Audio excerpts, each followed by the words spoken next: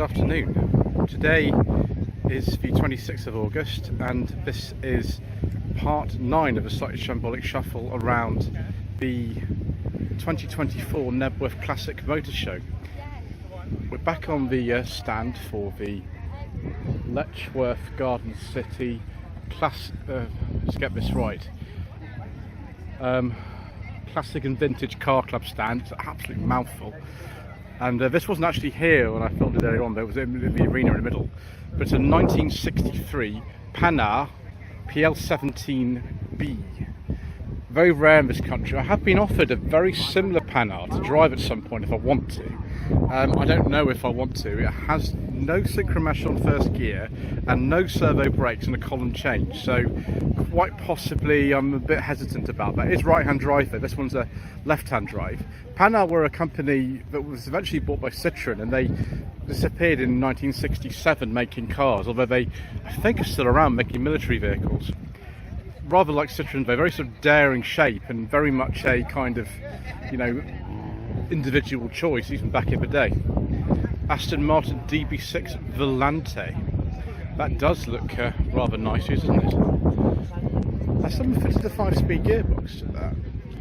Yes, they have. This one is a 67. Would I like to have a go at one of these? Yes. Unsurprisingly, yes, I would, viewers. Here's that Maserati that we saw earlier that drove off when we can have a proper look at it. It's a GT 4000 Coupe and it has a very, very nice beige leather interior. Ooh, manual handbrake as well, excellent. I do like a nice beige leather interior, viewers, and I do like the quad exhaust on that. Right, next section. Quite possibly we missed this as well earlier on. This is a 1968-69 Daimler V8 250. It's one of the many cars based on a Jaguar Mark II platform. This one is an automatic and it has a beige leather interior with wood. Very nice views. You can tell it's a V8 250 rather than the V8 2.5 litre because of the bumpers. Later on they made the bumpers a bit thinner and made some specification changes to make them a bit cheaper to build. But the Jaguar and Daimler saloon range in the late 60s, as I've said many times before, was extremely confusing. Huge numbers of overlapping models.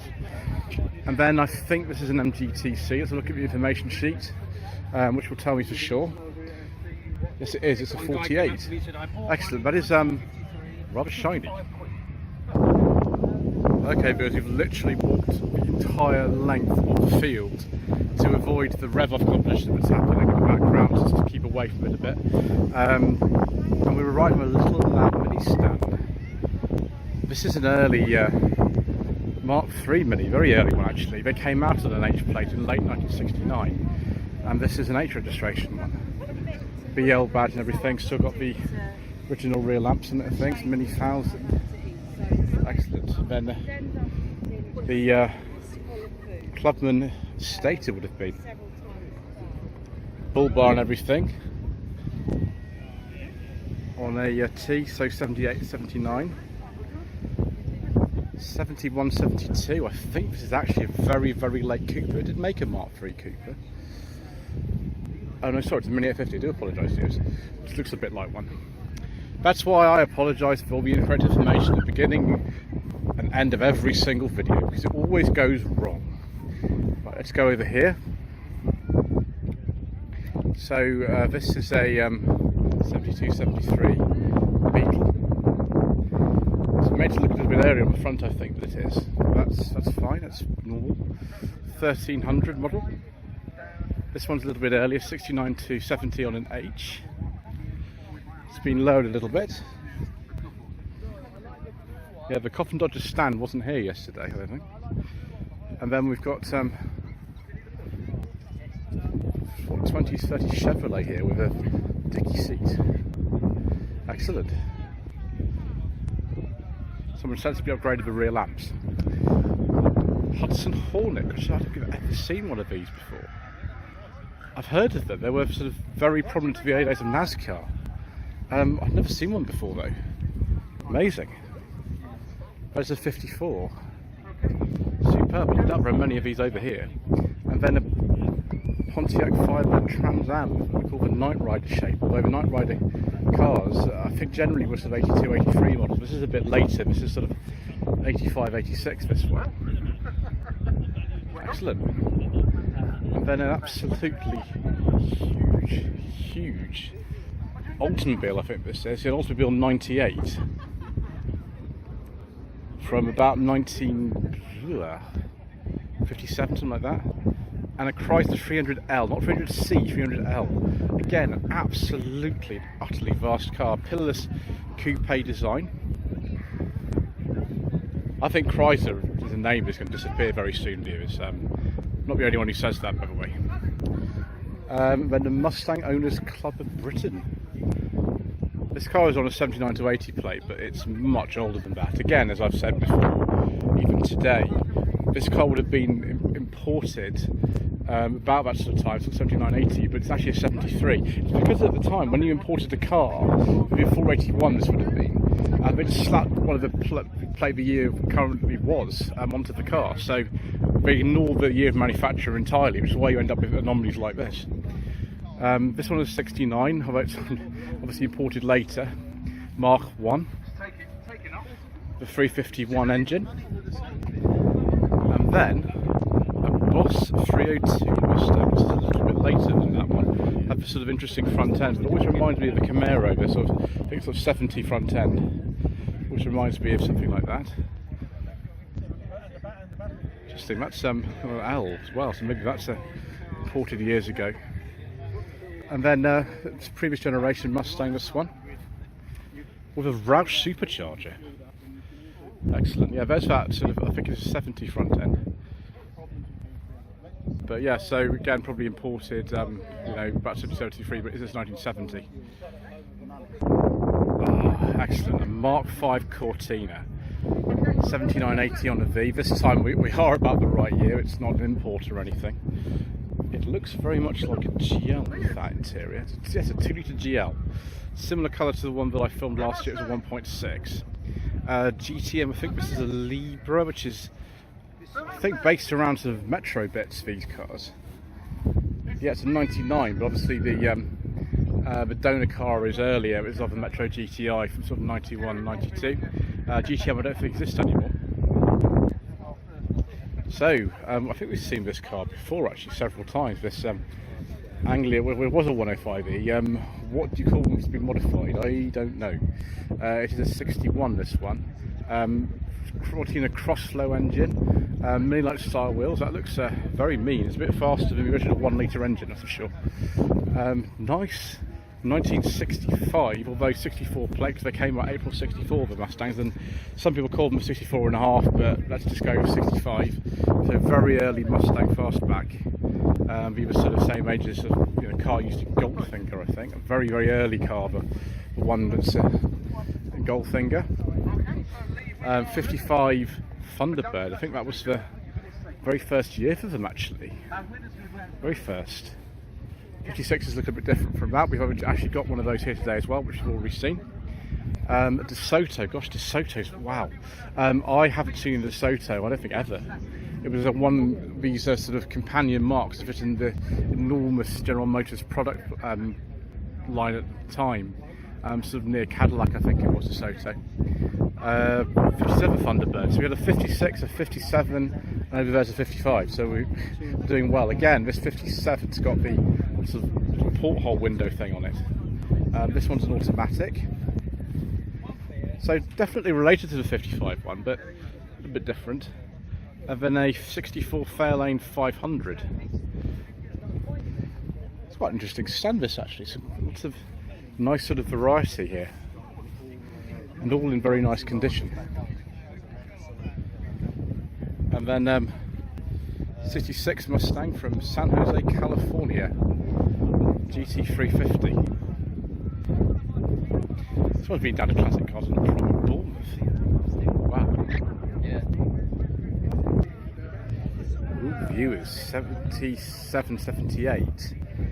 Daimler Coupe, based on the Jaguar XJC. I don't know how they marketed these actually, these Daimlers. They're not very common, that's for sure. Yeah, Daimler Sovereign Coupe, so we were 4.2 rather than the 6.6, which was a V12. Very nice. I prefer a beige leather interior, but other than that, yes please. I wonder if we've got twin fuel tanks. Yes we have. Just got to remember to switch over between them, otherwise you run out of petrol quite quickly.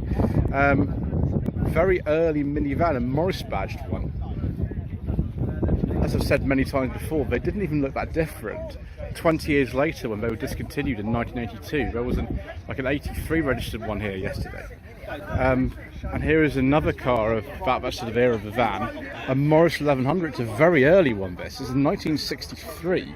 I think this is one of the earliest Morris 1100s remaining. Wow.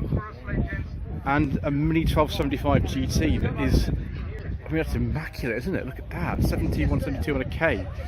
Very, very clean looking one. These are really going up in value now, especially ones in this sort of condition. That is superb.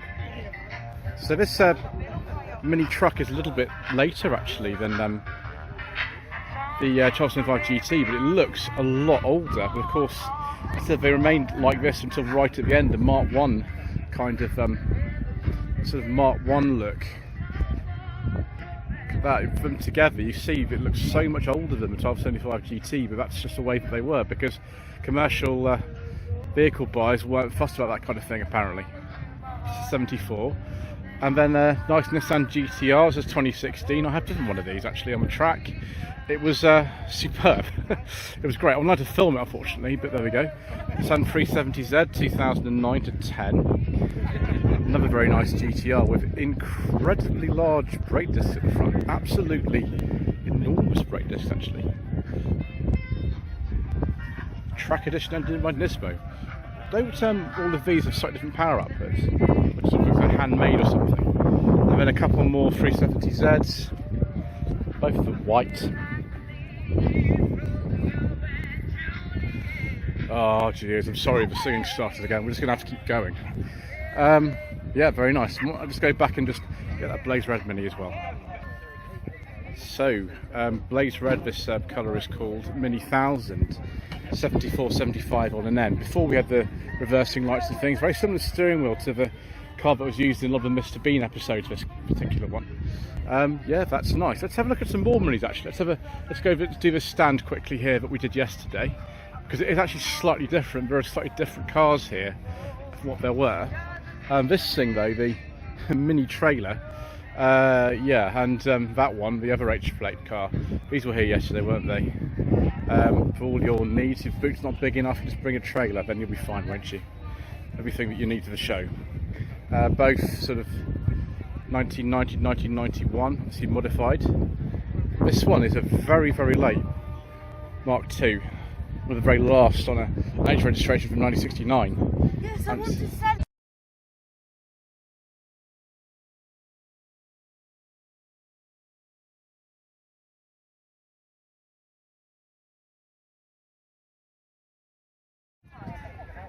Apparently the owner wants to sell that Mark II Mini. Mini 30, about 1989 these are. I've actually got a 5-speed gearbox conversion and a Nissan twin cam engine. I wonder if that's a Nissan micro engine.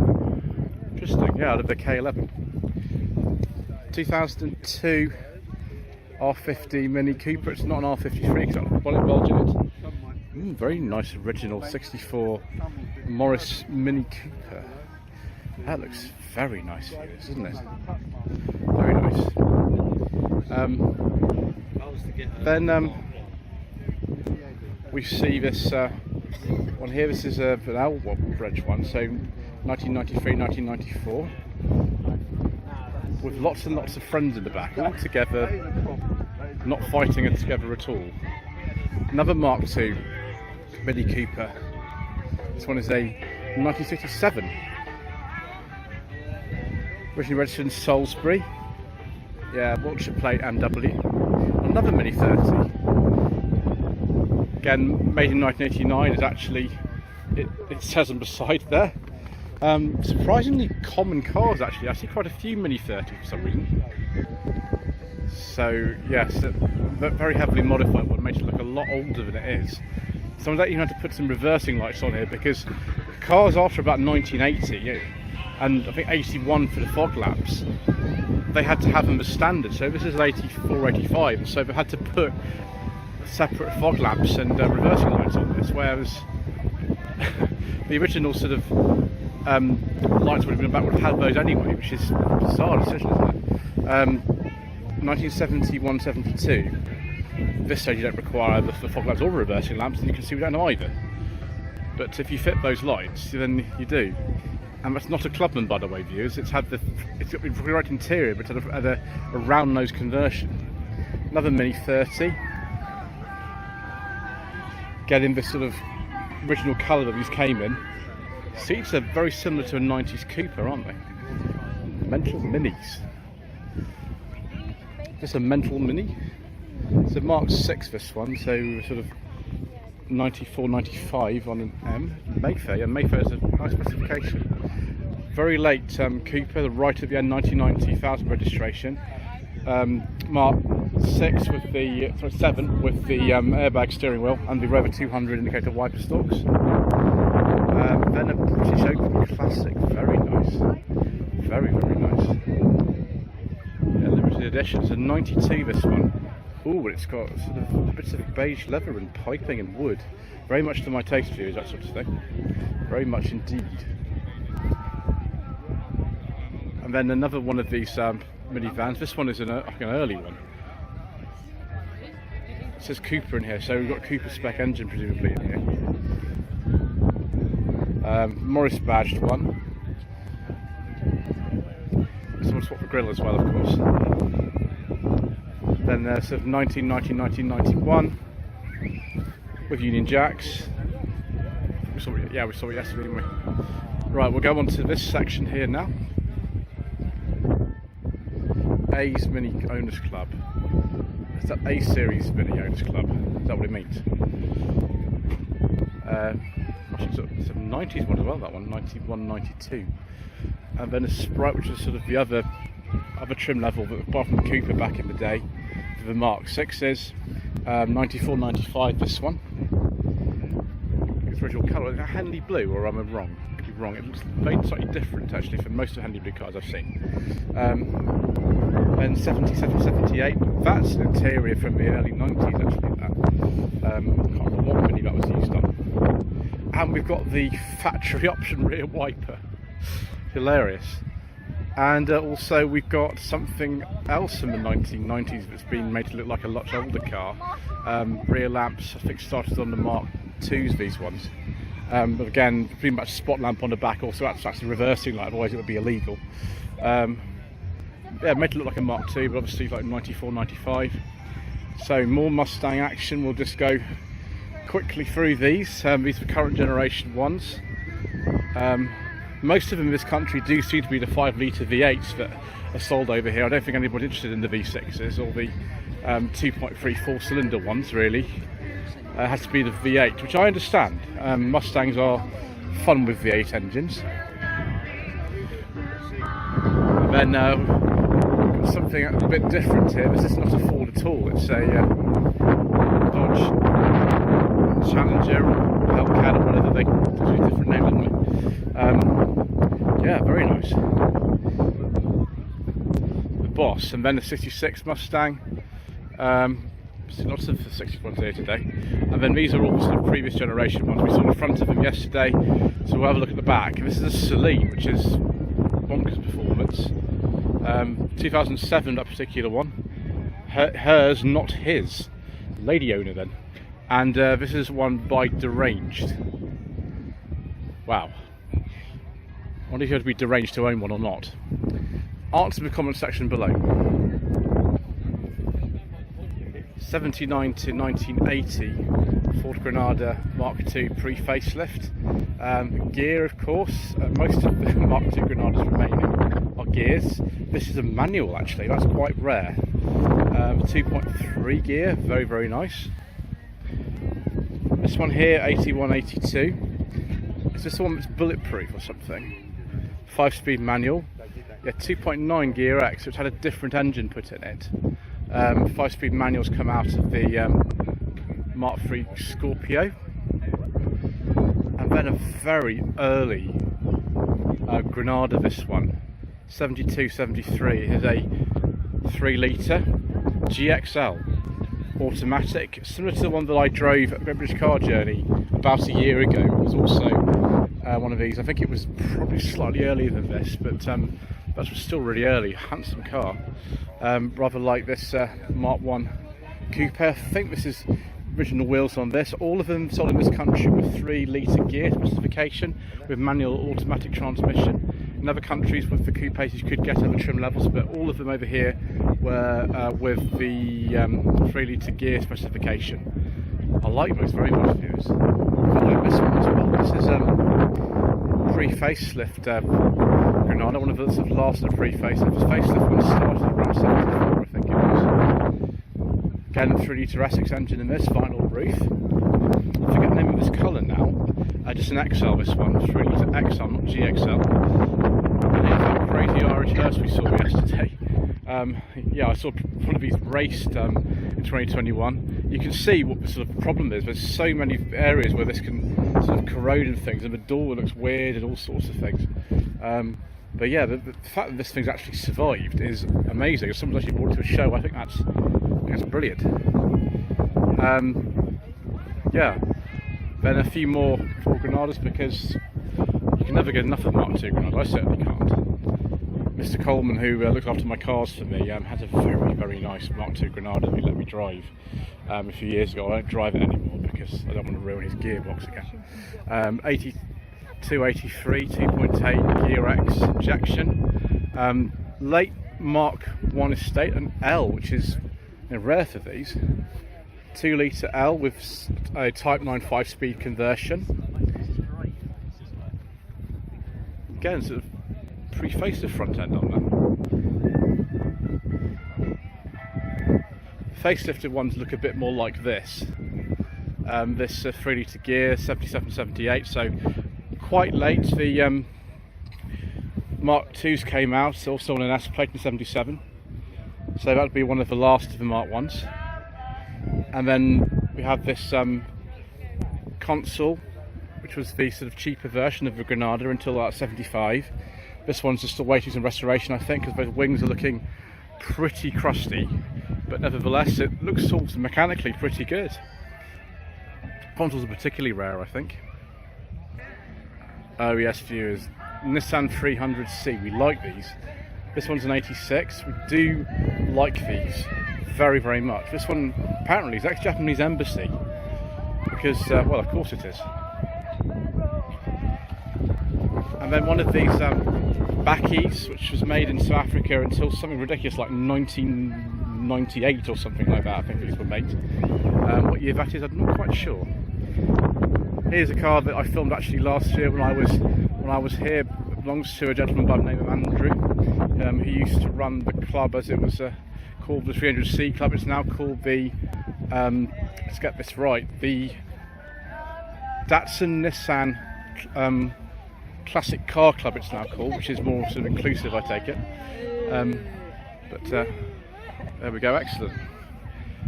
So look at some Ford's, viewers. Another one of these Mustangs with some scissor doors, excellent. Someone obviously loves that. And then a Ford Escort Mark II RS2000 with the nose like the one in the Professionals. Like the Professionals, this is a pre-facelift one. Same sort of era, 76, 77 on an R. And then more modern Mustang action with an interesting vinyl panel. That was hand painted, it might be. Next to a Mark II Focus ST, which is nice, isn't it, viewers? Been modified under there, I think. And another Ford Sierra RS Cosworth hatchback. This is an RS 500. So more valuable than the standard one, but all of them are very valuable, of course. Very nice. Originally from Merthyr Tydfil. Shelby Cobra thing, I think. 2010 to 2011. And then another, presumably Focus ST Mark II. I'm more interested though, personally, although those are good cars, I'm more interested in this Mark I Cortina, which is not a Lotus one.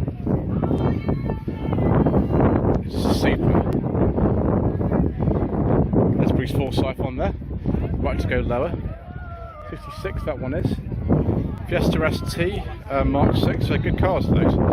As of the Mark 7 Fiestas, which I've sourced a few for clients in the past. And then a Series 1 Escort RS Turbo has been modified with some absolutely enormous tyres on it. 17-inch wheels. RS steering wheel, under bonnet modifications, spot lamps, all kinds of fun. 85, 86 that one is sort of one of the late series ones. And then a 1966 Cortina. Again, not a Lotus one, but it is what it is. That's an interesting remark.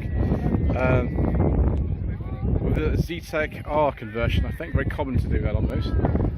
And then, of course, we've got a Sapphire Cosworth, because why not? It's 4x4 one as well. So, yeah, 92, 93, that's quite a late one actually. So yeah, production finished late 92, I think. And then a Mark 1 Transit, used as sort of like a support vehicle, they always were. Perhaps. It's in really nice condition, isn't it? It's beautiful condition actually. Very nice indeed. I think 73, 74 on an M. Let's just look at some Morris Minor before we finish this part. So some of them were here yesterday, I have no doubt. Here again today. This one is a Series 2 split windscreen. Be from the 50s, probably still with the 803 series, CC engine, A series. A couple of Travellers, 69 to 70 on an H, and then the other one I think is even later than that, both very late. Not the absolute last of them, because the absolute last of them came with the ignition barrel on the steering column. So it's a 70. Unfortunately, I can't go to the Ridgemont Classic Car Show views. I'm otherwise occupied on that day. Doing an event based on the new events of the professionals, surprisingly. 66 Morris Minor Traveller. 67, 68 Trafalgar Blue Minor 1000 two-door, which is exactly what I filmed in September 2022, the Sensible Second-Hand Classics. This car has had some modifications. It's got I think probably a Type 9 Ford 5-speed gearbox in it. Have we got disc brakes in the front? Yeah, we might even have a servo in there as well, because you can fit a brake servo from the Marina in there to make it a little bit easier to drive, which is what I would recommend you do with a Morris Minor, because standard brakes are terrifying. And another Trafalgar Blue Minor Traveller, like the one I drove earlier this year actually. This is a 69, the one I drove was a 70. Again in rather lovely condition. We'll finish off with this earlier Minor found Trafficators. Be about a 56, something like that, maybe 58.